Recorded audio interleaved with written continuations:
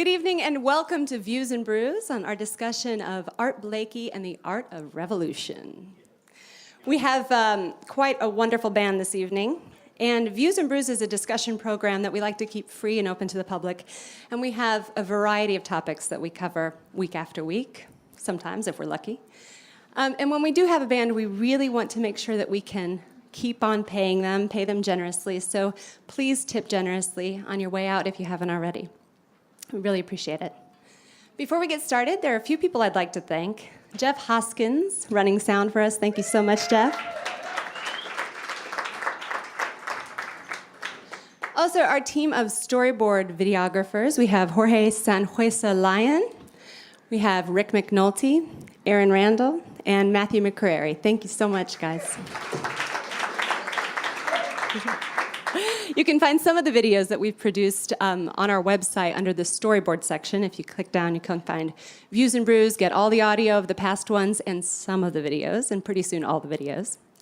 I'd also like to thank our bartenders. Be sure to tip generously. We have Chris Luack and James Morgan behind the bar. And from KUT to make this all possible, we have Hawk Mendenhall, Keith Neisler, Jay Trachtenberg, Kayla Gabriel, and Angela Maldonado. And from the Cactus Cafe, Matt Munoz and Amy Chambliss. Thank you, guys. Later on, Kayla will be coming around, lovely Kayla Gabriel. She'll be coming around with the Rover mic, so make sure, since we are taping and recording this evening, make sure to raise your hand and just be patient, and Kayla will come to you. Okay, so I'm Rebecca McEnroy. It's my pleasure to have joining me this evening to discuss Art Blakey, musician, historian, jazz historian, and Rabbi Neil Blumoff. Welcome.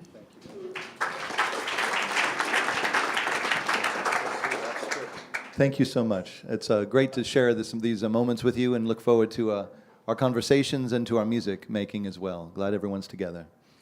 Let's start off a little bit by talking about Art Blakey and his upbringing and the significance of this time period. Sure. So Art Blakey was born in Pittsburgh. Okay. And in 1919, and which is a significant date in a lot of ways.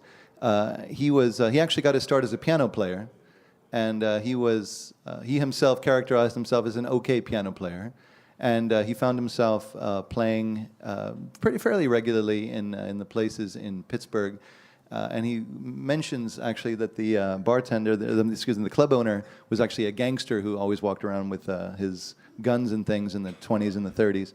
And one time, a guy named Errol Gardner showed up, was a piano player in Pittsburgh, and everyone heard him play. And Art Blakey tells a story that the club owner went over to Art Blakey, put his gun to his head, and said, "You are now a drummer." And Art Blakey said, "I will do that." And from there comes this idea of Art Blakey making the best of a situation and becoming one of the most formidable and influential drummers of the 20th century. And how old was he at this time? Because he started playing out at around 14, is that right? Right, so he was fairly young. We don't know exactly when that was, perhaps in his late teens and early 20s as well. However, we do know that he would then he joined later some big bands as well. He was playing with Chick Webb, who was a drummer who he learned a lot from, and Billy Eckstein, Fletcher Henderson, people like this. So he toured with them in the early late 30s, early 40s, and then found his way to New York. And he was actually older than Thelonious Monk. However, he was mentored by Thelonious Monk, and we'll get to that in a second, I know. And Thelonious Monk took Art Blakey and Bud Powell, who was a piano player, around introducing him to the scene that was happening that became bebop up in wonderful clubs in Harlem, like Minton's and things like that.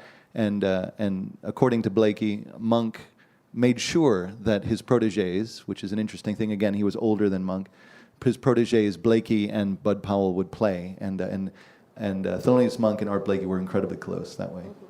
And some of his earliest recordings were done, around just one microphone. What did this mean for the unit as a whole and how they had to adapt and listen to one another? So I think adaptation and the recognition of group dynamics, which I know would like to get into, and it's one of the reasons we have a full band. We have tonight again, channeling, hopefully, some of the greatest collaborations in Art Blakey's band. We have trombone, trumpet, and saxophone, as well as a full rhythm section, piano, bass, and drums. The idea is that you were forced to listen to each other, and you were forced to recognize that you weren't the only person on the stage. So it wasn't, it's very telling that it was Art Blakey's band, which eventually became after Horace Silver left, which we'll talk about later. However, Art Blakey, whenever he would play a song, or often he would introduce a tune, whether it was something that people knew or not, he'd say, "In this next tune, we'd like to feature no one in particular."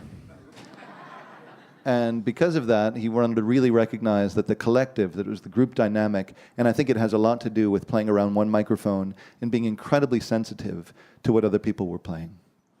Did you want to talk a little bit more about the significance of his union with Thelonious Monk and what that meant to bebop? So Thelonious Monk, as you may remember, anybody here from the Thelonious Monk gig that we did? A couple people? It's great. Anybody review it on your way over? Because now you're... So it's on the storyboard. It's great. So Thelonious Monk was one of the architects of what became bebop, and we've talked a lot about all of that. One of the drummers is Kenny Clark, who played with him early. And Art Blakey represented something, according to folks who talk about it, something very different. So Art Blakey represented a particular kind of energy, and really, I think, was inspired by what was going on with Thelonious Monk and others, and also inspired as well. And it was in the late 50s, after the period that we're going to concentrate on tonight, that Thelonious Monk and Blakey got back together and did some really powerful collaboration as well. So I think that when Thelonious Monk was looking for himself and finding his way, Blakey was there to root him. And as we'll talk about a little bit later, Blakey himself was going through some tremendous identity questions about purpose and meaning in America, which had a lot to do with race relationships and situations politically as well in America, which caused him to leave for a while and to find much comfort in Europe and in Japan and in different places. So the tensions in America specifically, I think they were Blakey and Monk were very good for each other in grounding them and keeping them alive, honestly. And one more thing, we've heard that one of his nicknames was the High Priest of Bop. And according to some folks, it was actually Blakey who used that term and actually made fun of him a lot with that.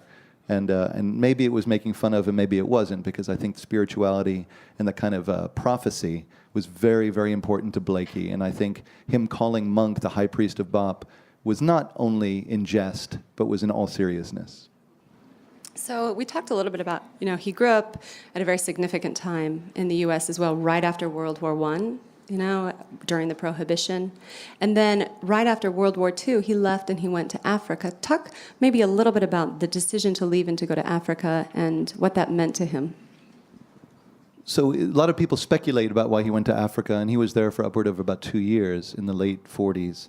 And a lot of people think that that's where his drumming comes from, and that may be true. Here's a quote, though, that Art Blakey says in 1947 when he went to Africa. He says, "I didn't go to Africa to study drums." Somebody wrote that. "I went to Africa because there wasn't anything else for me to do. I couldn't get any gigs, and I had to work my way over on a boat. I went over there to Africa to study religion and philosophy. I didn't bother with the drums. I wasn't after that. I went over there to see what I could do about religion. When I was growing up, I had no choice. I was just thrown into a church and told, this is what I was going to be. I didn't want to be their Christian. I didn't like it. You could study politics in this country, but I didn't have the access to the religions of the world. That's why I went to Africa. When I got back, people got the idea I went there to learn about music," which is very interesting. And I think his drumming certainly was influenced by African drumming. However, this is his direct quote.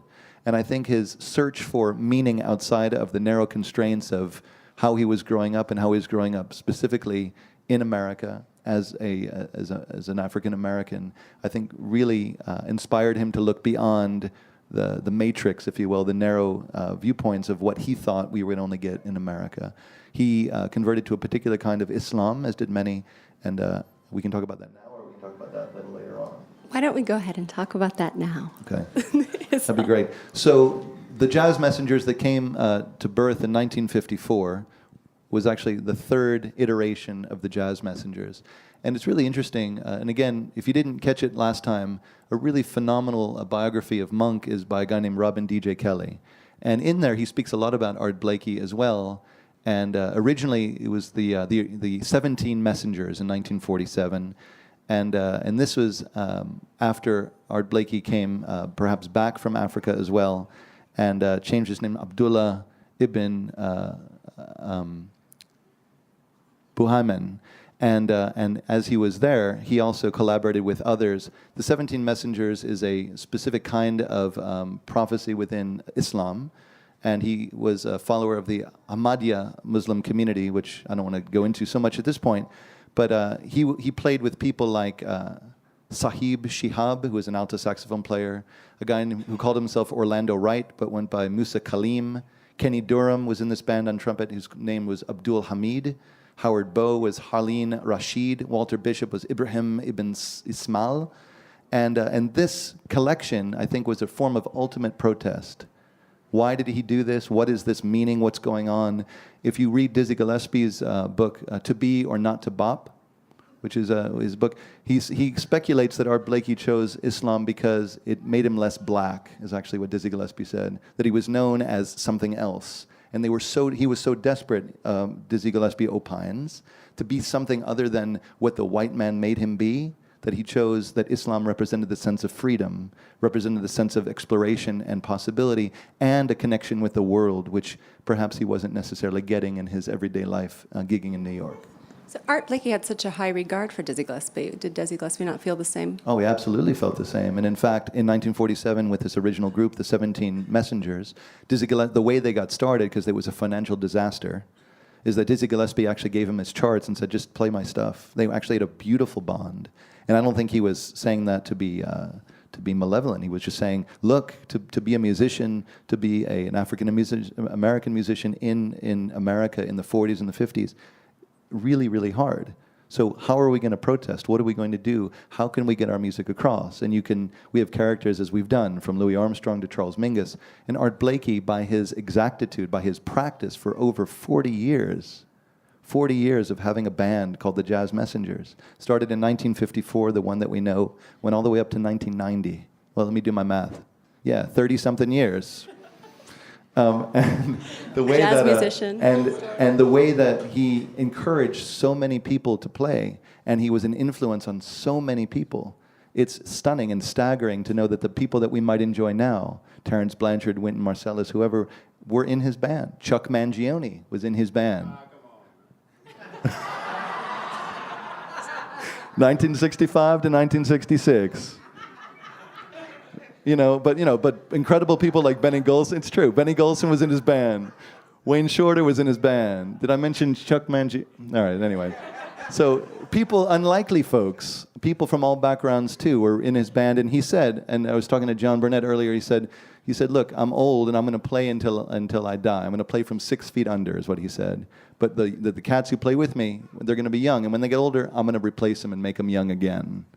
And the way that he was doing that was a really incredible boon for American music and for having people have this incredible connection to him. So we have these phenomenal musicians to our right, and the first piece that you've chosen or asked them to play is Caravan, which is quite interesting. Talk a little bit about that right before they... Sure. By the way, he was called the One Man University, so that's pretty great. Caravan is a piece by Juan Tizol, who was a trombone player in Duke Ellington's band. And again, according to folks, it was nice. It's excellent.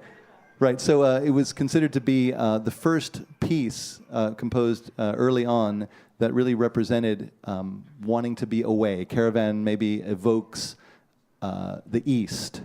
And this idea of him choosing the East and looking beyond his circumstances, growing up as a foster child in a family in Pittsburgh, looking beyond, as many, many musicians did, from John Coltrane to even Wayne Shorter. Caravan represents this first attempt by many, Juan Huizal from Puerto Rico, this whole idea of bringing the world into jazz and determining and making this America's music and saying, we can do better, America. We're going to do better. And this is the music that shapes our experiences. Come join us. So that's what Caravan represents, everybody. We're very happy to introduce the musicians at this moment, aren't we? Yes. All right, beautiful. So check out Caravan, which is beautiful, and Art Blakey was called. Randy Weston, who played with him too, said that Art Blakey was many things, and he sanctified swing. So hopefully, as we do as well, in no particular order, is Sam Lippin on saxophone, everybody. Freddie Mendoza on trombone. Ephraim Owens on the trumpet. Dr. James Polk on piano. Roscoe Beck on bass. And featuring our very good friend, Brennan Temple on the drums.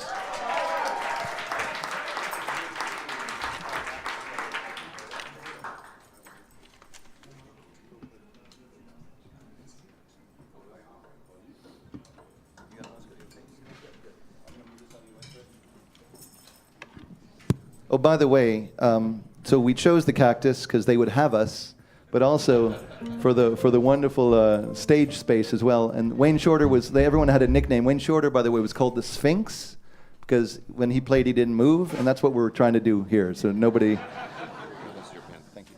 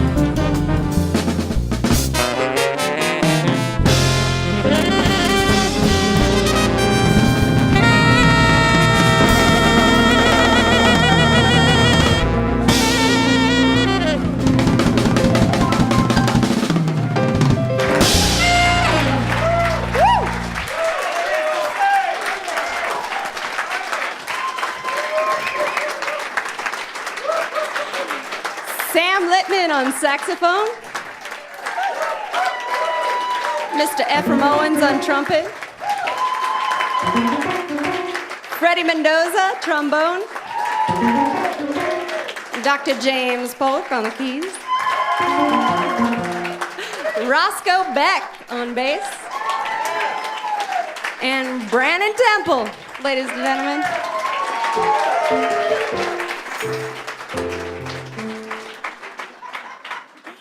So I'm just going to stay down here for a while since it's a little crowded up there. We have a couple more pieces. Before we get into the next piece, though, it's I Remember Clifford, and I wanted you to talk a little bit about Art Blakey's relationship with Clifford Brown and who he was, who Clifford Brown was, and his significance, not only to jazz, but also a larger kind of metaphoric significance. Sure. Now you see why this is my favorite period of jazz. You see that? It's unbelievable. Aren't they amazing? So, Clifford Brown was born in Delaware. Okay. All right. And he was a really incredible trumpet player. And there's an interesting story that Blakey tells about he needed a trumpet player, and he heard about Clifford Brown actually from Charlie Parker. And this is how the story goes. I'm going to edit it a little bit just because I've got the rabbi in front of my name. So I'll say, well, gee whiz. I needed a trumpet player, this is what he says. And Charlie Parker said, well, I'll tell you what, you're going to Philadelphia. When you get down to Philadelphia and you play the Blue Note on Ridge Avenue, your trumpet player is going to be there. And he said, well, who is it? And Parker said, well, don't worry about that. He'll just be there. And we got there and we were in the dressing room, and somebody's back there is blowing on the trumpet, and this guy has a stocking cap on and suspenders and blowing his horn, warming up, and he sounds beautiful. So Ike Beck, who was a saxophone player, Ike Beck was with me at the time. He said, man, why did you tell me you were getting a farmer to play trumpet? And I said, well, I don't know. Bird tells me this guy's, He said, well, gee whiz, man, he ain't nothing but a kid. And Clifford Brown had a very high voice and was very sweet. So he said, man, we're going to go hit. And he came out and he played the first chorus, and after which he played the first, and then he turned around. And Ike Quebec turned around and to me, and he cussed me out, and he said, dirty so-and-so, how come you didn't tell me this kid could play like that? So that was what happened. This Clifford Brown looked like, somebody just, was very young and sweet and innocent, but he played meaner than anyone else. And that's an interview from Art Blakey. So Clifford Brown really represented the possibilities of what I think what became known as hard bop. And so there was a bebop movement that was happening, and Clifford Brown was an influence on so many other people. He influenced Lee Morgan, who came after him, and Donald Byrd, Booker Little, Freddie Hubbard, Woody Shaw, Wynton Marsalis, Ephraim Owens, everybody. Best horn in Texas, best horn in Austin. How about that, right? So he had this incredible, way of these grace notes and half valves and his virtuosity, and he could just play through anything. And it's a tragedy what happened to him. He died in a car crash in 1956, and in fact, he was almost the opposite of Charlie Parker. And Charlie Parker, obviously known perhaps for his hard living, for his drinking and his drugs. Clifford Brown, according to everyone, didn't do anything, and he stayed away from drinking even, as well as drugs. And he was with Richie Powell. He was and his wife, actually. Richie Powell's wife was driving, and they were driving on the Pennsylvania Turnpike, and they had an accident. It was raining, and they skidded off the road, and he died. And he died very young, and died at around 26. And the fact that he, to this day, represents such an influence in his brief career. What he maybe recorded, about 4, 5, 6 years, maybe? And it was certainly playing active. And the fact that other people wrote songs about him and idealized him. And I think, this idea of what hard bop is, which was really trying to take the best of bebop and the best of American music, the best of church music, and really bring it into something new, which Clifford Brown was doing. And for him to have, just have this accident and to be remembered, 50 years later, is really telling about who he was and what he represented. So Benny Golson wrote this tune called "I Remember Clifford," and it's in tribute, and people are still doing it. People are still remembering who he was. So if you haven't heard of him, go out and hear his recordings. He played a band with Max Roach as a co-leader after Art Blakey, and really beautiful stuff. So, okay. So here is Rebecca, do you want to ask something else, or what happened? Okay, she's at the bar. Fantastic. Great.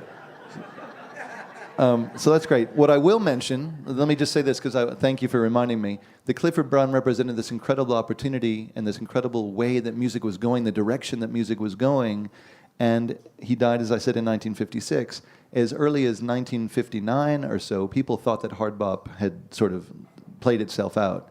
And even somebody who's an incredible commentator on jazz music, Amiri Baraka, said that hard bop is just overburdened with its self-referentialism. And at the same time, Ornette Coleman came on and changed the entire landscape of things. And so Clifford Brown represented, I think, an incredible thread that was lost in the world of what jazz could have become. However, he did influence so many, as well as our wonderful Ephraim Owens, and this is "I Remember Clifford."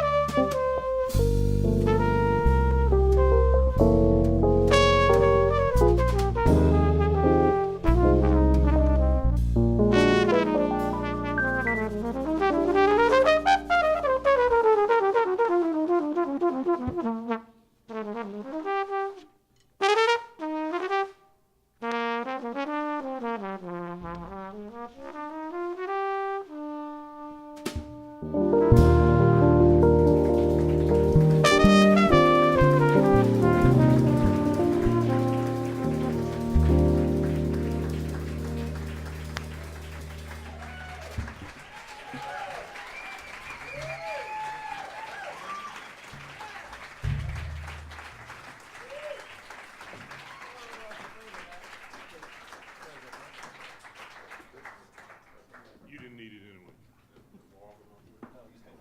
Better off without it. Ephraim Owens on trumpet.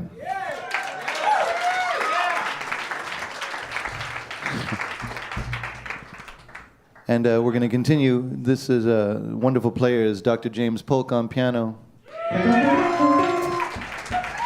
Roscoe Beck on bass.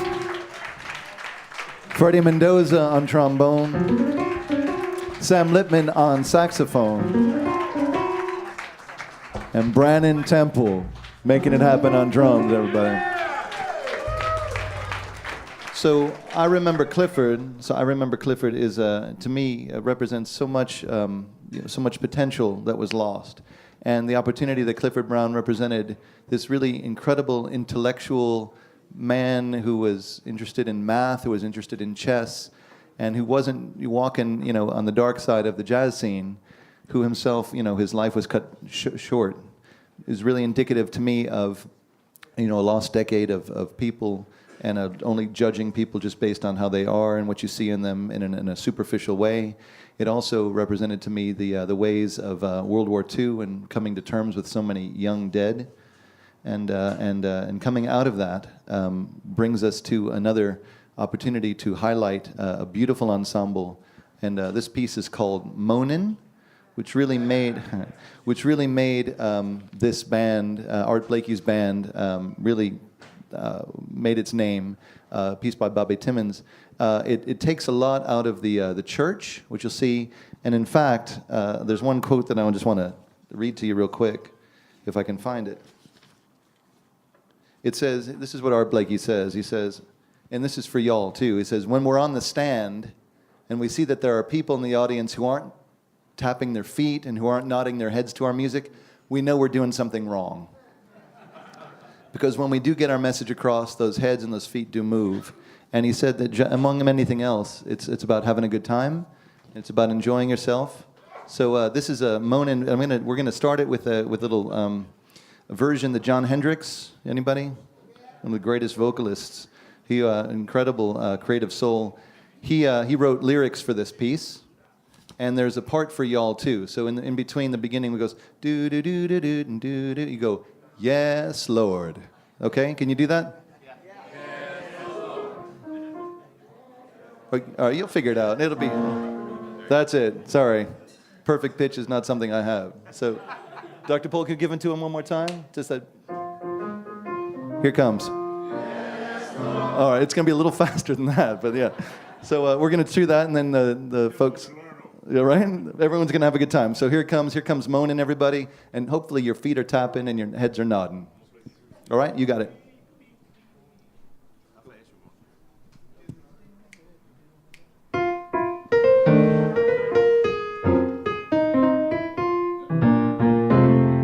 Every morning find me moaning 'cause of all the trouble I see. Life's a losing gamble to me. Cares and woes have got me moaning. Every evening find me moaning. I'm alone and crying the blues. I'm so tired of paying these dues. Everybody knows I'm moaning. Lord, I spend plenty days and nights alone with my grief. Lord, I pray, really and truly pray, somebody will come and bring me relief. Every morning find me moaning 'cause of all the trouble I see. Life's a losing gamble to me. Cause and woes have got me moaning.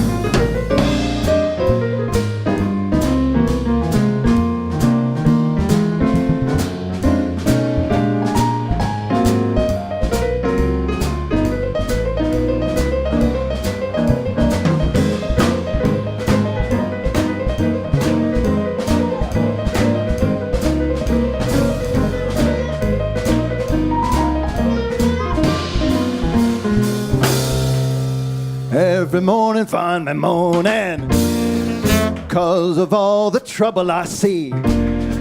Life's a losing gamble to me. Cares and woes have got me moaning. Every evening find me moaning.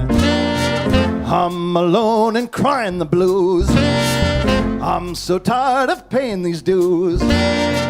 Everybody knows I'm moaning.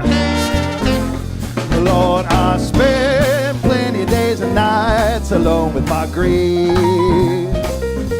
Lord, I pray, really truly pray, somebody will come and bring me relief. Every morning find me moaning 'cause of all the trouble I see. Life's a losing gamble to me. Cares and woes have got me moaning.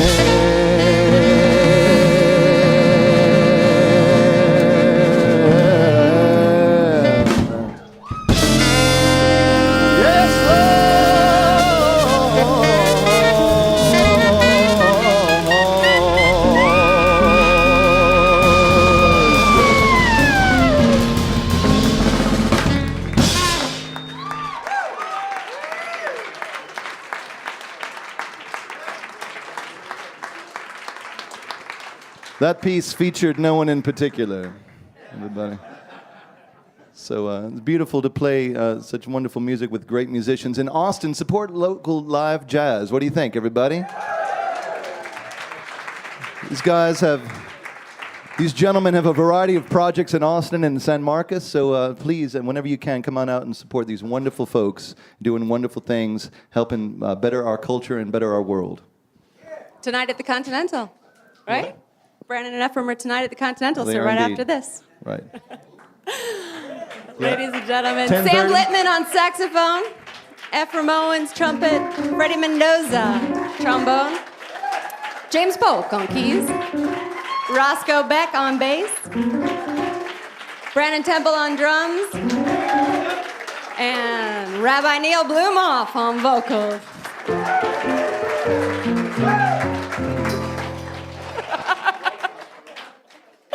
So I'll just stay down here for a while. We know we're running a little bit late, but we do have a couple more questions, a few more tunes, and we'll also take your questions in just a little bit, so hold tight. First question I have is Benny Golson, who wrote I Remember Clifford. You know, it was interesting that he was the one who kind of brought Art Blakey back to Blue Note in a way. And since their collaboration, Art Blakey always had composers, 1, 2, 3, always in his band. Can you talk a little bit about what the significance of having composers in your band composing for you is? Absolutely, and the opportunity that he gave to young people, because again, he definitely and deliberately sought out young folks. He was with Horace Silver at the beginning. Horace Silver, a tremendous piano player, and when Horace Silver went on his way, the first recording they had was Horace Silver and the Jazz Messengers. It later became, as you know, Art Blakey and the Jazz Messengers. And having Benny Golson in the band, who hooked him up with Alfred Lyon from Blue Note Records, who was really an incredible champion of all things African-American music, bebop, hard bop, and things like that, among many others. And again, I've spoken about this before, with that refugee or other experience that Alfred Lyon and so many other club owners in New York felt as Jews after World War II, connecting specifically with the ways that the musicians in the bebop and the hard bop were trying to find their way. I think it was an incredible connection that still, there's a couple books to be written about that, I think. And I will say that Benny Golson was one, obviously Cedar Walton, I mean, we can just keep going. Perhaps the most famous, of course, was Wayne Shorter also. And I think the energy, right, Sam? Wayne Shorter? Yeah, big fan. Yeah, right? And I think the energy that Art Blakey gave as this incredible professor of music, if you will, this incredible university, this incredible clinic that he put on, and the incredible ways that his musicians/students wanted to please and wanted to bring forward these incredible work. So not only would they do great work in Art Blakey's band, they'd go off and do incredible work in the world. Again, most famously, Wayne Shorter with the Miles Davis collaboration that he did in the mid-'60s, going on to write some of the best jazz tunes and jazz standards that we have. So many of these tunes are instantly recognizable. Was your head nodding a little bit? Okay, cool. So, I mean, it's incredible work that really brings the best of so many different traditions, church and American, into this world consciousness of what could be possible if, in fact, we stopped hating a little bit. One more thing before we get to the next piece that I'd like you to talk about is his style. I heard this great quote that Art Blakey accompanied himself sometimes. Maybe you could talk about how that was different and why it was significant. Sure. And again, I think that there's so much to be read and done on Art Blakey, too. When I was speaking to Brandon earlier and asked him to really sum up the style, he just looked at me and he said, Mother Earth. So, okay, which I think is right. I think that he brought in a lot of melodic beauty, a lot of meaningful simplicity, rhythm, and brought in regional spiritual influence as well as hereditary influence as well. I think that the ways that he accompanied really helped people and really helped people become who they wanted to be. He was an incredible teacher, and with standing behind the bandstand, being the leader for so many years, he really represented, and I know Brandon and others could speak about this also, but to really think about that image of Mother Earth, the grounding everybody in a way that they could feel safe to be able to do what they need to do and to be able to make music as an ensemble, to feel vulnerable within an ensemble, to not feel that you're being cut or somebody else is being judgmental about you. I think he really created, in the best ways, an opportunity for people to take chances and to succeed when standing at the moment of point of no return, of coming back. And his drumming, I think, represented all of that. I could be technical with you and talk about the press rolls that he was known for and the ways that he was different than, say, Kenny Clark, who was doing other things. And that's all fantastic. But I think what he really represented on the deepest level was this opportunity for people to shift, just doing a gig, if you will, and really feel that they're playing for their life, playing with all their might in an opportunity that was strengthened only by the numbers in which they were playing. Perhaps we could get Brandon actually to talk a little bit about the significance of Art Blakey on your style and performance.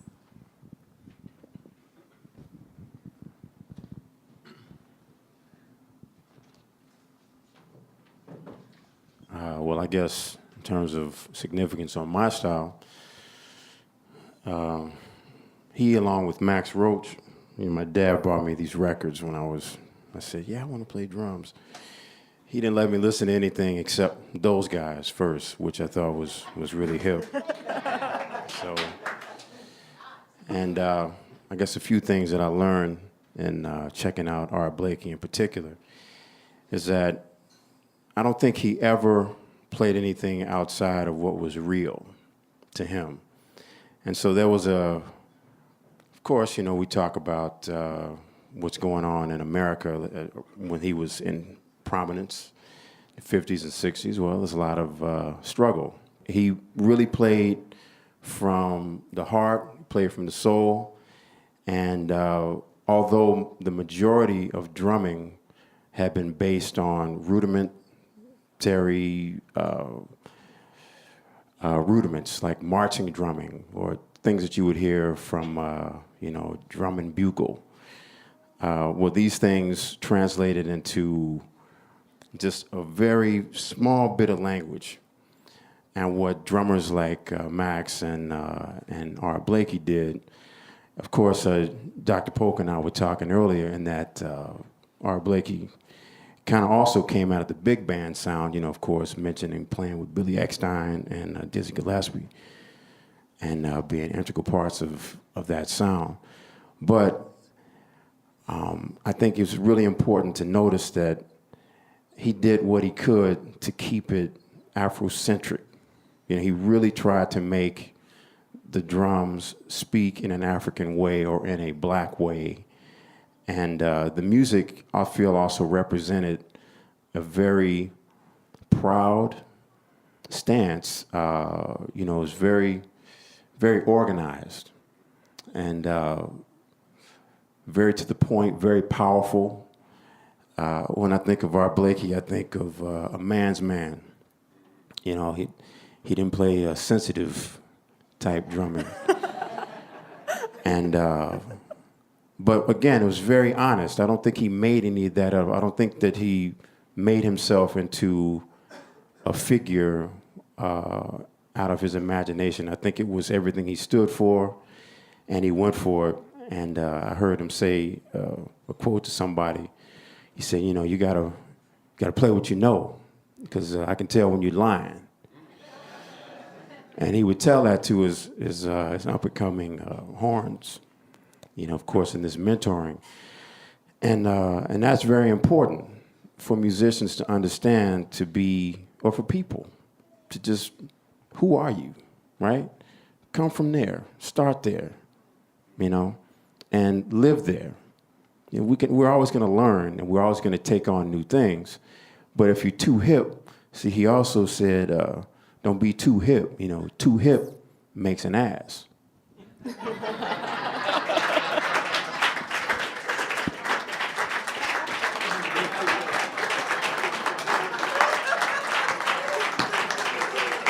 great. Man. Excellent.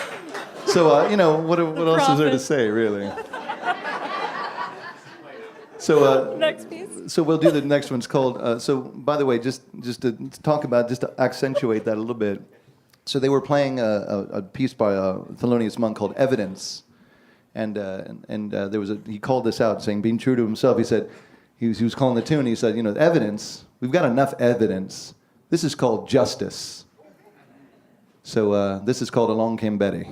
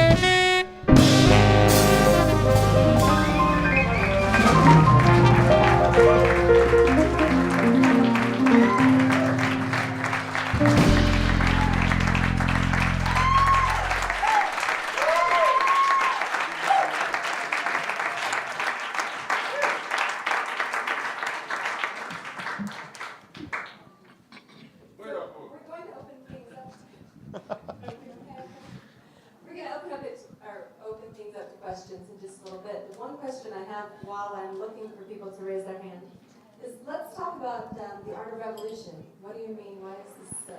So chose Art of Revolution for a couple of reasons. First, it's a way of recognizing that Art Blakey had this band from 1954 to 1990, and there were a lot of people in the band. So revolution, see where that's coming from? So a lot of people revolving in and out of the band. In fact, there's a book that just came out called Hard Bop Academy. Anybody like to play fantasy baseball or anything like that? I don't. But if you do, this Hard Bop Academy lists in all the detail that you want, all the different personnel, with all the different things. So there's an incredible amount of influence that he had. And also, there are dramatic events that happen that, draw us together or define us or an age. But perhaps the biggest revolution that there is doing the work every day. And, not, burning up and not allowing yourself to just give up. And the fact that Art Blakey went to work and loved what he did and was real when he did it, and was hip but not too hip when he did it, recognizing that that's a revolution too. That sometimes the biggest act of defiance is actually getting out of bed in the morning. So we have time for a couple questions. Okay. Yes, Rick. Couple questions. Yeah. Well, I actually have a comment. I have to say this music is soul music, and I respond accordingly. So I'm not going to even apologize for responding accordingly because it's the voice of the people. And when Charlie Parker was playing on stage, he got inspired by people doing the Lindy Hop and flipping it, and that's where all those riffs came from. So it's music. It's music of the people. It's music of the South Side of Chicago, of Kansas City, of Harlem. It's the voice of the people, as the song says. Jazz ain't nothing but soul. So it's soul music, and I tend to express myself accordingly. Well, that's great. Thank you so much. And I think you're absolutely right. And the opportunity of having Jazz recognize that he said this, and you can agree or not. He said, good, bad, or indifferent, jazz is the only culture that America has exported. And you can agree or disagree with him, but the opportunity to recognize that it does come from the people and it is out in our world is very important, and to recognize that it has a global reach. He felt much more at home with these beautiful sounds in Europe and Japan than he did in America. And the opportunity that we have to bring and educate our kids and educate each other about all this music, hopefully we'll be doing the Lindy Hop too before too long. And that's for sure. If you have a few minutes, I know we're running late, but if you have a few minutes, the gentlemen are going to be playing Blues March, which will get you out of your seats too, which is going to be great. So it's unbelievable. I think it's going to feature our drummer. One question here. With guys like Art Blakey, Max Roach, Idris Muhammad, do you think there's a special attraction for jazz drummers to Islam? Not specifically, and in fact, I think there's so many, and again, this is something that's personally very interesting to me also, the role of religion and spirituality in jazz specifically. I think there were a whole host of folks who in a particular time, from the late 40s through the 50s, were exploring what we would call world music or world religion, and I think Islam represented something specific. And Ahmadiyya, the particular kind of Islam that many of these folks chose, was an Islam that was actually in certain areas, specifically in Pakistan. I don't want to get too into it, but in Pakistan they actually outlawed that kind of Islam and said this wasn't really Islam for a variety of reasons. So it's not just, we have this scary or this unsure idea of what this is. I think this was a really nuanced way of saying, I need to get beyond the reality that I'm in. And I think it has to, Wayne Shorter himself with Buddhist. I mean, I think a lot of folks, John Coltrane sort of the world, I think a lot of the folks who are very interested in this kind of thing, music and being real and your own truth and who are you, as Brandon said so beautifully, I think are attracted to something beyond themselves. And in the quote that we said in the beginning, that he was placed in church and said, this is it. Well, I don't want this to be it. I want to ask questions. I want to go past the boundaries that I have. I want to revolt against all of this. And I believe in a certain moment that Islam represented that. I don't think there's a propensity for certain musicians to have a certain faith. I think that musicians of much caliber are looking for something beyond themselves and are always trying to grow. And I think in this particular time period, that's what it represented.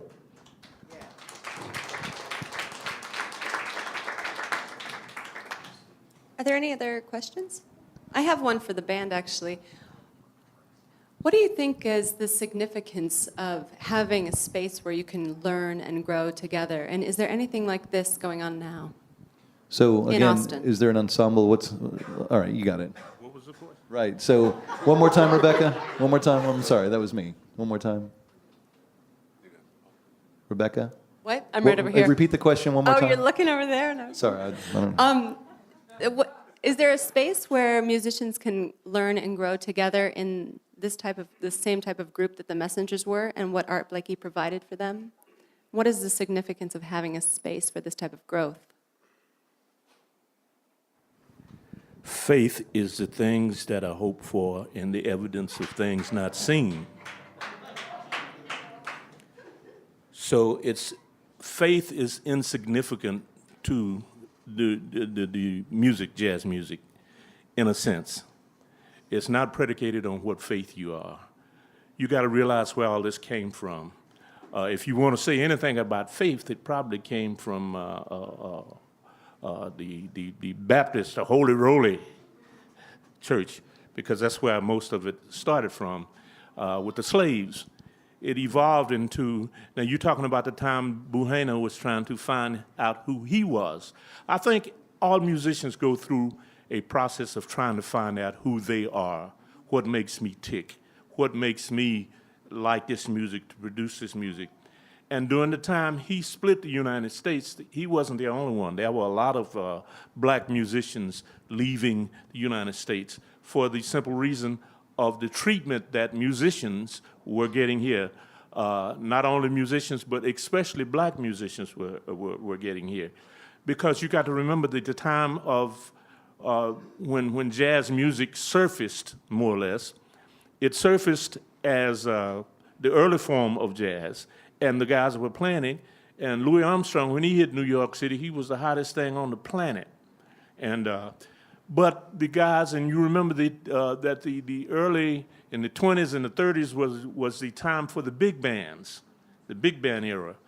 And there were tons and tons of black big bands that were not getting the recognition. And you remember that time frame was also the Harlem Renaissance, when black people, black entertainers, black poets, black writers, black musicians were trying to find out their place, their niche, and what they could do. So a lot of, not only Buchanan left the United States, there were a lot of, Dexter Gordon left, a lot of people left the United States and going to other places to learn out and find out about themselves.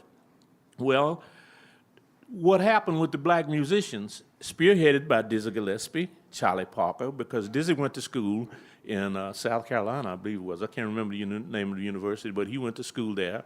And Charlie Parker went to the School of Hard Knocks, you know. But he learned the instrument. He learned himself. Thelonious Monk has a vast knowledge of chord structure and stuff like that. So these guys got together and formed a band that started playing at Minton's Club in Harlem. And they used to call it Minton University because all of the guys, after they got off their gigs and at night, would go by there to learn what this new music was and this different approach to music. And the reason it came about is because the black musicians were dissatisfied because there were numerous of big bands, black big bands in New York City and all around that traveled, but they were not getting the recognition. And they named a guy by the name of Paul Whiteman, who had a big band. They named him the #1 jazz big band of all time, Benny Goodman. You know, but Benny Goodman's whole book was written by, what's his name? Fletcher Henderson. Yeah, Fletcher Henderson. Yeah. His whole book was written by Fletcher Henderson. Fletcher Henderson had a big band back in the 20s, you know. Duke had a big band, but the time was phasing out of big band. So these guys got together and wanted to know, well, what can we do? We want to develop a kind of music that these white guys can't play. And well, don't laugh, that's the truth. They say we want to devise a kind of music that they can't play because they're taking the big band and they're getting all the credit for everything else. So that's how this music came about. And of course, that's by the time that Buena came back from Africa, during the late 40s. I think it started around 45 after World War II. It started about that time. And then it caught fire, And personally, I started trying to learn how to play this music in the 50s. So I'm like a first generation jazz artist, Of course, and the way we did then, there was no such thing as being taught in the universities or anything like that. Just here recently in the last, 20 years or so, 30 years maybe, that it's been taught in the universities. But it doesn't have anything to do about what religious faith you are, If you believe in yourself and you believe in this music, which is a United States American creation. It was created, bred, born right here in the United States, and I'll play it till I can't do nothing else. Woo!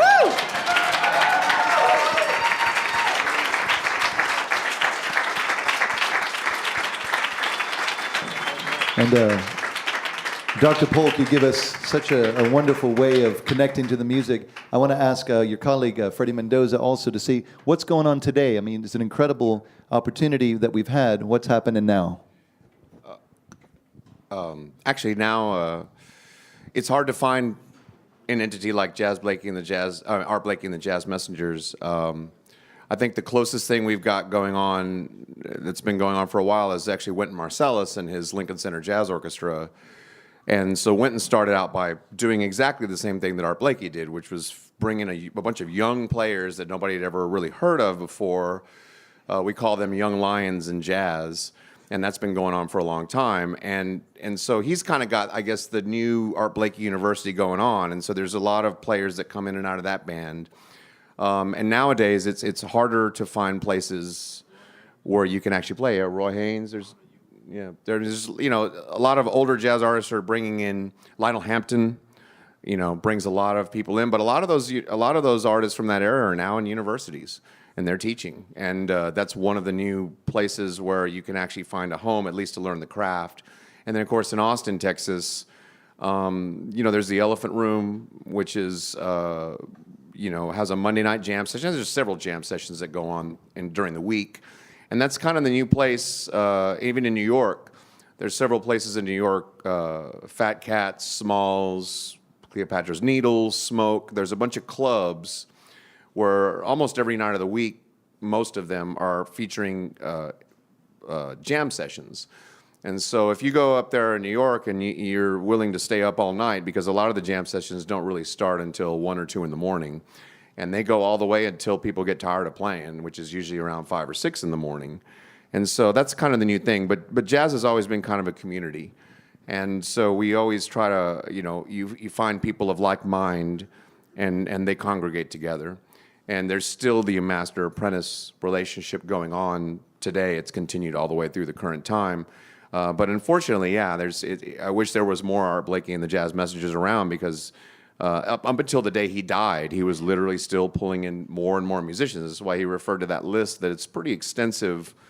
And really, if you look at the personnel of Art Blakey and the Jazz Messengers, it's really a who's who of jazz. I mean, it's really the upper echelon, and they all went through that school, if you will. So now it's been transferred to actual school, and we're still trying to work out the bugs in that, because, of course, once it gets into this university, it's institutionalized.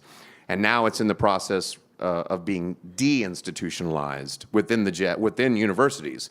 We're realizing that you can't really approach it the same way that you did classical music. It needs to be done the same way it has always been done, and that is through master-apprentice relationships. And so that's kind of the thing. And younger players who are hip will seek out, just like they always have, older musicians. I mean, personally speaking, the first person I ever played with in town was Dr. James Polk. And I remember I went out, and he used to have it was funny because the university I was at, which will remain nameless at this point, will, the people in charge, who shall also remain nameless, were literally influencing me. You don't want to mess with what's going on outside these walls, because that's just riffraff, and that's the vernacular, and we're in the, we're studying the upper echelon of what's current and blah, blah, blah. And of course, fortunately, the bass player in the band that I was in as a young student leaned over to me and said, "Yeah, don't listen to that. What you need to do is you need to get your trombone. You need to go see Dr. James Polk at an old place that oldest Austinites used to remember as Chez Fred, which is no longer there. And he had a weekly gig, and I showed up, and I didn't even take my horn. I said, "Hey, Dr. Polk, somebody told me to come out. I'm a trombone player. I'd like to play." And he said, "They don't like it too loud here. Do you got a bucket mute?" And of course I said yes, and of course I didn't have a bucket mute. I wasn't even sure what that was at that time, but I immediately figured it out, and okay, I went and ordered a bucket mute and bought one, and it was very expensive to me as a young undergraduate, but I bought that bucket mute, and I came back the next week, and I was there, and he said, "Well, come on up, what do you know?" And that's the way it kind of has always been, and so that's what's going on now, really, but I think you find a lot of the new stuff that's going on in the jam sessions. And so I guess that's what I have to say about it. Something real quick about Art Blakey's mentorship. I was going to mention something. Since we are still talking about Art Blakey, something that's really important I think should be mentioned about his dedication in mentoring, and is that even like the last couple years of his life, he was deaf. I don't know if anybody knows that or not. But he basically played off of instinct. And, he didn't bow down. He didn't lay down. He didn't say that, okay, well, I guess my days are done. I mean, he pretty much played as strongly as he did at the beginning until the end, the whole time bringing in new artists and always recognizing young talent. And that even goes for drummers. In fact, what he would do was he would bring in his band would rehearse without him. And young drummers would come play. Cindy Blackman, who played with, she did a lot of jazz gigs and the pop stuff, Lenny Kravitz and her husband, Carlos Santana, and all that stuff. And Ralph Peterson Jr. and Louis Nash. A lot of these cats played in his place. And they rehearsed the band. And Art did not read music. So he would learn the pieces by listening to the band, practicing, and he would come in and make changes if need be, and also would give the tips to the drummers and be like, "Nah, it needs to be more like this. You're not playing with enough oomph, And then he'd sit down and show them, So if that's not mentoring and hands-on, I don't know what is. So he had a very strong influence throughout. And everybody, I talked to Donald Harrison a number of times, he's a saxophonist that was in Art's band.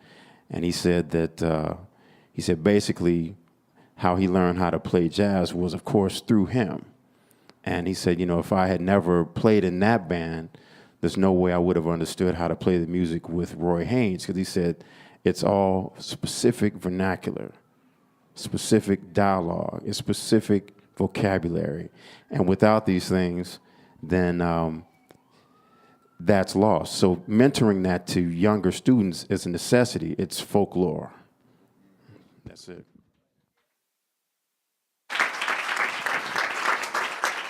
So for all you lucky people remaining, we have one more piece. And before that, I would just like to thank you all for coming this evening and invite you to our next Views and Brews, which will be on redistricting with the Texas Tribune. They will do a live Tribcast here. That's next Tuesday at 6 o'clock. A little different pace, I think, but still should be a lot of fun.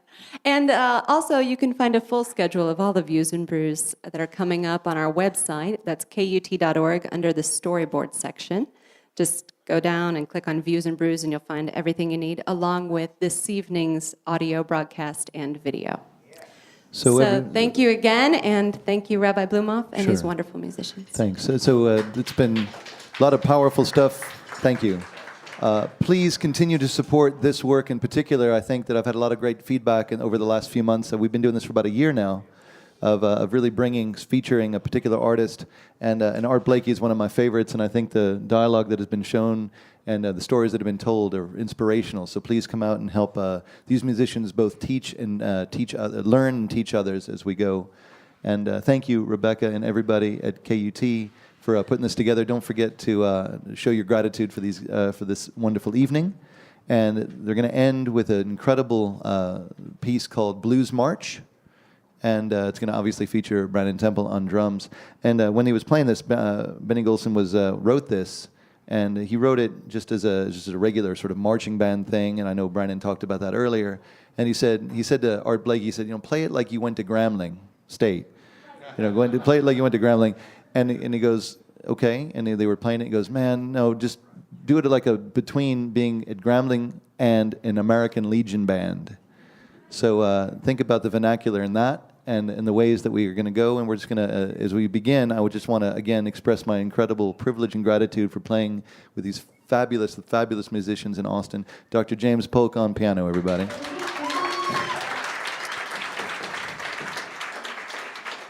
Roscoe Beck on bass. Sam Lippman on saxophone. Ephraim Owens on trumpet. Freddie Mendoza on trombone. And Brennan Temple on drums. So please make an effort. Please support the Cactus Cafe and the Views and Brews series that we do, specifically jazz series. The next one we're going to do is Billie Holiday. And that's a newsflash. So in support, get on Google Sam Lippman and Ephraim and Freddie and James and Roscoe and Brannon. Go see what they're doing. Go check it out. Beautiful stuff is happening. Jazz world, other world music stuff. They'll love to see you. All the time. Just come on out and do it. This is Blues March, everybody. Hope you had a great time. And just get up and dance. The Lindy Hop is coming up. Thanks, Neil Blumo.